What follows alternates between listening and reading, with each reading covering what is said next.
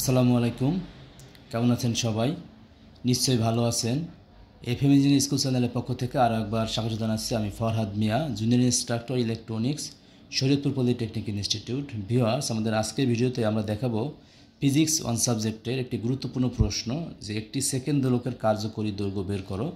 তো এই প্রশ্নটি কিভাবে সমাধান করে বা কীভাবে প্রিপারেশন নিতে হয়। আমরা জানি সেকেন্ড দোলকের ক্ষেত্রে একটি সমীকরণ, দোলনকাল হচ্ছে 2π √L/g। আমাদের এখানে টি হচ্ছে দোলনকাল, এল হচ্ছে কার্যকরী দৈর্ঘ্য, জি হচ্ছে অভিকর্ষ ত্বরণ।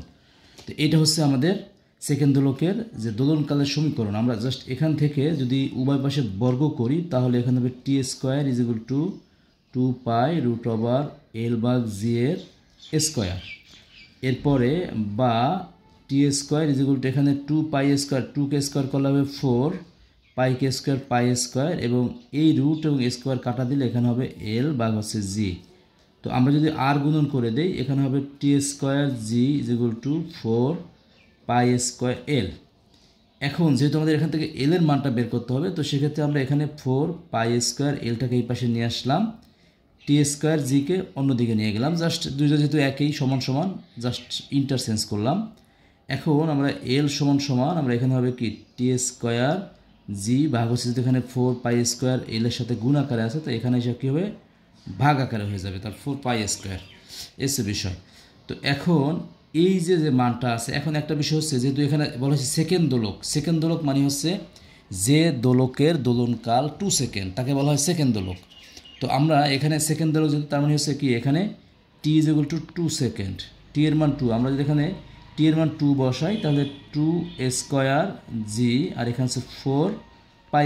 তাহলে 2² মানে হচ্ছে 4g আর এখানে হচ্ছে 4 π², 4 কাটা যাবে, তো এখানে হবে কি তাহলে g/π²। এখন যে প্রশ্নটি করা আছে, যদি এরকম প্রশ্ন এসে থাকে তো উত্তরে এটার সমাধান এখানেই কিন্তু শেষ অ্যান্সার। যদি অনেক সময় প্রশ্ন আসে যে একটি সেকেন্ড দোলকের কার্যকরী দৈর্ঘ্যের মান বের করো, যদি এরকম হয় কার্যকরী দৈর্ঘ্যের মান বের করতে বলা হয়, তখন কিন্তু আমাদের এখানে এই মানটা বের করে নিতে হবে। এখন মান বের করার ক্ষেত্রে আমরা জানি জি এর মান দেওয়া আছে 9.8 জি হচ্ছে কি অভিকর্ষ ত্বরণ, এর মান হচ্ছে 9.8 এবং এই π² মান আমরা যদি করি পাই মানে হচ্ছে লগে 3.1416, এটাকে যদি স্কোয়ার করা হয় তো ক্যালকুলেটর হিসাবে দেখা যাবে 9.87 হবে। এর ক্যালকুলেশন ভাগ করলে হবে 0.993 এটা হবে। তো এই 0.993 মিটার, এই হবে অ্যান্সার। অর্থাৎ সেকেন্ড দোলকের কার্যকরী দৈর্ঘ্যের মান বের করলে এইটা দিতে হবে, এখানে অ্যান্সার হবে। আর যদি মনে হয় যে না শুধু সেকেন্ডারি কার্যকরী দৈর্ঘ্য বের করতে, এইটা অ্যান্সার হবে। তো সেক্ষেত্রে পরীক্ষায় যেভাবে আসে সেভাবে দিতে হবে। আশা করি ভিডিওটি ভালো লাগবে। ভিডিওটি ভালো লাগলে অবশ্যই লাইক, কমেন্ট এবং শেয়ার করবেন। ইতিমধ্যে যারা আমার এই চ্যানেলটি সাবস্ক্রাইব করেছেন তাদের সকলকে ধন্যবাদ। যারা এখনও সাবস্ক্রাইব করেননি আশা করি এখনই সাবস্ক্রাইব করবেন। সকলে ভালো থাকবেন, সুস্থ থাকবেন, নিরাপদে থাকবেন, এই প্রত্যাশায় আজকের মতো বিদায় নিচ্ছি। আল্লাহ হাফেজ।